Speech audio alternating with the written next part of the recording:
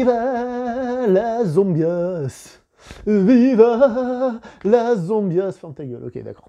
Bienvenue chez le beau parleur de l'action et du ciné d'auteur. Bonjour à vous les cinéphiles et bienvenue dans cette critique en post-projection du film Army of the Dead, sorti directement sur Netflix, le nouveau film de Zack Snyder. Zack Snyder qui a l'air d'être sur plusieurs fronts actuellement, hein. Tout d'un coup il y avait une période où il faisait rien, et là il est un petit peu partout. Peut-être que justement pendant cette période il était déjà un petit peu partout, ce qui fait que maintenant il y a tout qui sort d'un bloc. Mais le film ayant été repoussé dû des raisons covidiennes, on va dire, et compagnie, bah, le fait qu'il sorte après la Justice League version Zack Snyder, ça lui a fait un coup de pub, parce que le nom de Zack Snyder a été mis en avant comme pas possible, en mode Dieu vivant. Donc, d'une certaine manière, ça fait de la pub à ce film, même si de ce film, on en parle beaucoup moins.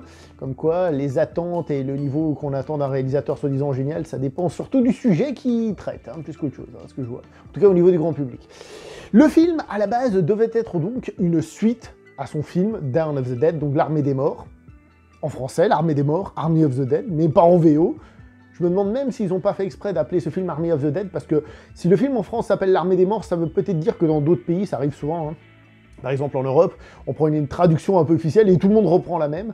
S'ils n'ont pas fait ça justement pour faire un lien avec cet autre film par rapport à d'autres pays ou un truc comme ça. Peut-être que c'est un peu tiré par les cheveux, mais c'est un peu la sensation que j'en ai. Mais c'est peut-être des conneries. Bref, je disais donc que ce film à la base était prévu comme étant une suite à cette Armée des Morts, mais on sait que Zack Snyder a eu de petits soucis avec certains producteurs. En plus, je pense que ça n'a pas dû l'aider par la suite sur certains projets, hein. On ne rentre pas à nouveau dans des débats. Ce qui est sûr, c'est que les producteurs, ils voulaient pas allonger les bifetons sur la table pour qu'il puisse faire son film assez cher et tout. Donc, c'est un petit peu traîné. Et finalement, c'est Netflix qui récupère. Pour le meilleur et pour le pire, j'ai envie de vous dire. Mais au moins, il lui laisse l'argent et il le laisse s'exprimer. Puis ça tombe bien, dernièrement, les gens ont adoré quand Zack Snyder s'est exprimé, hein. Donc les gens devraient être hyper contents. On est bien d'accord là-dessus. Évidemment, en passant chez Netflix, ce ne sont plus les mêmes producteurs, donc ce n'est plus une suite de l'Armée des Morts, mais en même temps, l'Armée des Morts, bien que ce soit un de mes films de zombies préférés, hein, je tiens quand même à le préciser, hein, si ce n'est pas mon film de zombies préféré, je sais pas trop, mais c'est vraiment un de ceux que je kiffe le plus. Et ben, il n'y a pas vraiment besoin d'une suite, je veux dire, c'est un film de zombies. Hein. Et d'ailleurs, je tiens déjà à le préciser, parce qu'il y en a qui sont déjà en train de se faire un Snyderverse dans la tête à ce niveau-là. Non, les deux films ne peuvent pas cohabiter par rapport à ce qui se passe, par rapport à l'invasion zombie et tout ça. Non, c'est pas possible, ce sont des films totalement différents, c'est pas possible, point barre. J'ai parlé de Snyderverse, release the Snyderverse. Oui, mais peut-être pas celui que les gens attendaient, puisque semble-t-il que Netflix a prévu de faire un Snyderverse. Je sais pas exactement à quel point lui va être un peu partout à gauche à droite, mais en ce qui concerne des films de zombies sur Netflix. Snyder est très fan de films de zombies, pour ça qu'il voulait absolument en revenir. Et donc il nous livre ce film. Il y a une préquelle qui est déjà tournée d'ailleurs, pour la petite histoire, qui doit s'appeler Army of the Thieves, donc l'armée des voleurs, et qui est réalisée, je vais vous lire le nom, par Matthias, je sais plus comment il s'appelle, Matthias Schweighöfer, je pense très mal, Matthias Schweighöfer, qui est donc l'acteur qui fait Dieter dans ce film-ci, dans Army of the Dead. Et Netflix a aussi prévu donc une série animé, je sais pas de combien d'épisodes, qui est censé raconter l'origine story du personnage de Dave Bautista. Dave Bautista, qui est tout content dans ce film de pouvoir jouer quelque chose, hein, et ce quelque chose c'est quoi? C'est un film de zombies, parce qu'il adore aussi les films de zombies. Il a essayé plusieurs fois d'avoir des rôles, entre autres dans Walking Dead, il a dit « ouais, je vous le fais gratos, un petit truc de zombie ». Le problème c'est que Dave Bautista, il a un sacré physique, donc peut pas juste en faire un zombie passe-partout, tout le monde va le reconnaître, tout le monde va tilter, enfin bref, il fallait lui donner un rôle un petit peu particulier, donc finalement ça n'a jamais été fait, je sais pas exactement pourquoi, parce qu'ils auraient pu profiter de sa popularité grandissante, hein, entre autres au niveau du très grand public, grâce au Gardien de la Galaxie et son personnage, mais on se souvient aussi de sa petite scène dans la suite de Blade Runner, hein. C'était une petite scène de rien du tout, mais c'est une petite scène dans laquelle il devait déjà être un peu plus impliqué en tant qu'acteur, et c'est une scène qui lui a servi un peu de carte de visite pour ouvrir des portes. Et on va pas se mentir, ce film est, je crois bien, le premier film qui lui demande de puiser un peu dans ses ressources en tant qu'acteur.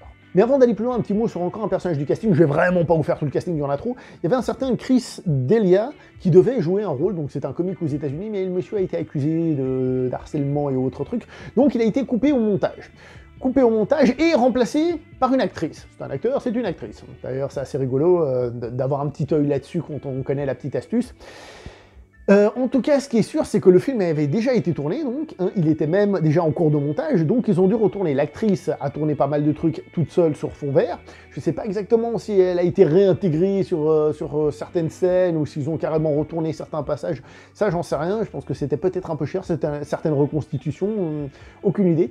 Quoi qu'il en soit, c'est assez marrant de constater, donc, que cette nouvelle actrice, je vais vous lire son nom quand même, hein, si j'y arrive, donc Tig Notaro, qui fait donc la pilote d'hélicoptère. C'est super intéressant quand on regarde dans le film, où on sent en effet qu'il y a quelque chose, mais quand on le sait. Si on ne le sait pas, ça passe crème, on se rend même pas compte. Ça passe encore mieux que la moustache d'Henry Cavill, si vous voyez ce que je veux dire. Non, c'est une blague de merde.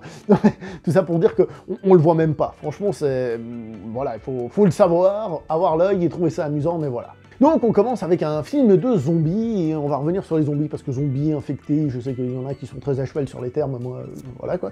Si vous voulez, on peut en discuter en bas, moi je vais vous reparler de ces zombies infectés, on en reparlera après, mais quelle est la définition exacte, je sais pas. Le film commence, et d'entrée de jeu, le film nous montre quel va être son style. C'est-à-dire avant même le générique, on sait déjà qu'il va y avoir de l'humour, hein, un film très humoristique, très léger, mais ça va pas l'empêcher d'avoir du gore quand même. Avec une mise en scène plutôt soignée, Zack Snyder quand même. Zack Snyder qui est d'ailleurs un peu un homme orchestre dans ce film, hein. C'est-à-dire il est à l'histoire, hein, je profite, à la réalisation, co-scénariste, et il est aussi directeur de la photo, hein, donc il est un peu partout. Hein. C'est son projet, cette fois, hein, on ne pourra pas le lui enlever. Donc je disais, le ton du film au début, qui nous est tout de suite donné, et ensuite, on a ce générique qui lui aussi continue avec cet aspect un peu humoristique second degré, c'est-à-dire on a ce Viva Las Vegas qui est chanté, et pendant ce temps-là, on a le droit donc à l'histoire de, on va dire l'invasion, j'allais dire, ouais, enfin l'infection de Las Vegas, et c'est hyper gore et tout, et c'est super cool. C'est du gore qui est fun quand même. Le film est gore pour de vrai, mais dans ce cas-là, on sent justement ce petit second degré qui va nous accompagner pendant tout le film. Le film en lui-même prend des allures de film de braquage, vraiment des allures, hein, on recrute les gens parce qu'on a un projet et ensuite on le met en place, sauf que ce projet et ce braquage a lieu dans une zone infectée par des zombies. Zone infectée qui est censée être Las Vegas, pour la petite histoire ça a été tourné, si je dis pas de bêtises, à Atlantic City, où ils ont repris un ancien casino qui était fermé, puis ils l'ont retapé, ils ont mis des machines, etc., pour faire passer ça pour Las Vegas. Donc le film a un schéma en lui-même assez classique, hein, on va pas se mentir, hein, on a le recrutement des différents membres de l'équipe et tout, on voit qu'ils sont tous un petit peu... Il y a des petits trucs que je trouve un peu dommage, par exemple, il y a un membre de l'équipe, on le recrute parce que c'est un mec sur YouTube, d'accord, un mec sur YouTube qui s'amuse à tuer des zombies, mais ce n'est pas réexploité plus tard dans le film, c'est un petit peu particulier à ce niveau-là, bon, c'est pas gravissime, mais voilà, ça peut poser un petit peu des soucis, et la plupart des personnages, comme je vous ai dit, ils sont un petit peu, la plupart ont en couleur, justement pour coller à l'ambiance du film. Au passage, je profite aussi pour dire qu'il y a Hiroyuki Sanada au début du film, hein. On se rappelle que la dernière fois qu'il était au début d'un film, c'était super le début du film, mais après un peu moins, je parle de Mortal Kombat pour ceux qui ne suivraient pas. Hiroyuki Sanada, toujours plaisir de le revoir, ce cher Hayato. Je suis vieux. Pas tant que ça, mais quand même. Le film avec une mise en scène correcte et une production design comme on pouvait s'attendre de Netflix, une musique de, comment il s'appelle donc, Junkie XL, c'est déjà quoi son vrai nom quand il signe Tom Odenborg ou un truc comme ça, enfin bref, son vrai nom est Junkie XL quoi. On a tous les ingrédients qui sont là. Cependant, je dois vous avouer un détail, les 2h30 du film, il y a quand même 2-3 trucs qui auraient pu être coupés, hein, parce qu'il y a quand même des dialogues, ils ne servent pas vraiment à grand chose, ils sont là, mais... Ouais, bon, ça apporte pas grand chose. Sérieusement, je pense que le film aurait dû être coupé un petit peu.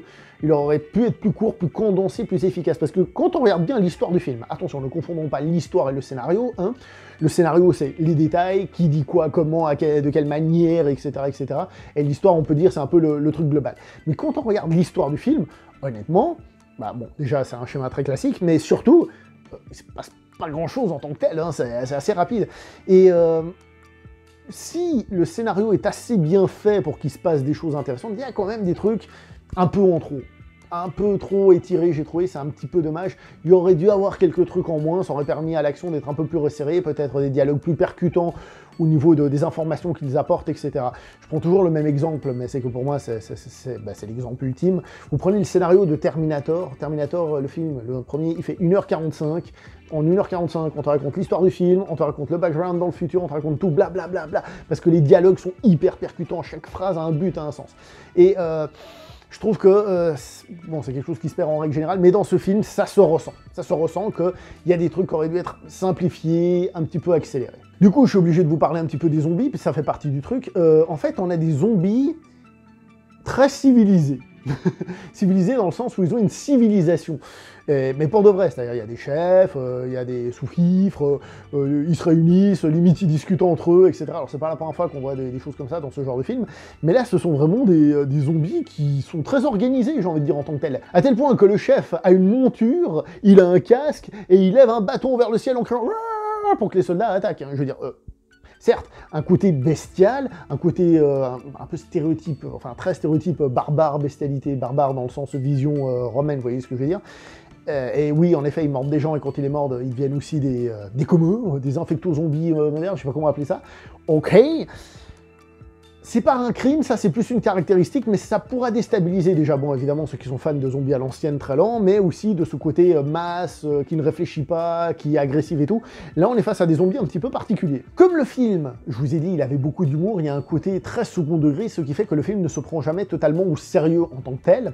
Ce qui fait aussi qu'il perd peut-être, en tout cas moi c'est comme ça que je l'ai ressenti, un impact fort et émotionnel. C'est un petit peu dommage à ce niveau-là aussi. J'ai trouvé ça un petit peu, voilà. Au niveau des acteurs, je les ai trouvés, j'ai envie de dire corrects pour ce qu'ils font. Comme j'ai dit, second degré, il n'y a pas vraiment de sensation. C'est un film qui est violent, mais qui en même temps l'adoucit d'un autre côté, vous voyez ce que je veux dire? Donc, les acteurs, ils sont un peu foufous et ils interprètent ça correctement. Là, on peut se poser la question, c'est pour Dave Bautista, alors attention que les choses soient bien claires, hein. On ne lui demande pas de faire un niveau... pour avoir un Oscar, quoique de nos jours les Oscars on sait jamais. Elle était gratuite celle-là. Non, je suis méchant. Je trouve que par rapport à ce qu'on lui demande, il arrive à se débrouiller plutôt bien et il dégage surtout une certaine tendresse. Ça a l'air d'être un gars sympa dans le film d'une certaine manière. Vous voyez ce que je veux dire, par rapport à ses relations familiales et tout. Alors encore une fois, c'est pas un très grand acteur, mais là je trouve qu'il est correctement utilisé. Évidemment, s'il arrive à s'améliorer encore plus et tout, hein, savoir que le gars il prend vraiment son truc au sérieux justement, bah peut-être qu'il nous surprendra par la suite, disons que c'est un début.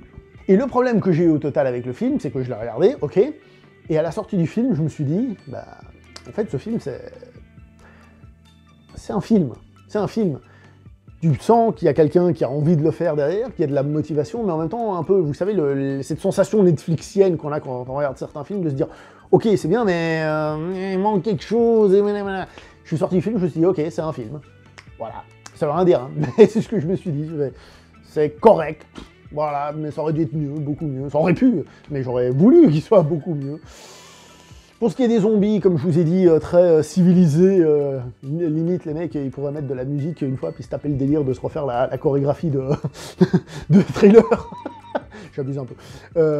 Les zombies ne dansent pas de la Zumba. Retenez ça, c'est important. Bref, ces zombies-là pourront déranger des gens, l'aspect humoristique pourrait déranger des gens qui veulent peut-être voir du film de zombies sérieux, avec un peu de budget et tout ça, mais bon, des films de zombies, il y en a beaucoup, différents budgets, différentes façons de faire, et ces gens-là ne vont peut-être pas trouver leur compte. Je pense que ça dépend aussi de votre appréciation, de votre connaissance du type de film de zombies, ça va forcément varier cette réception.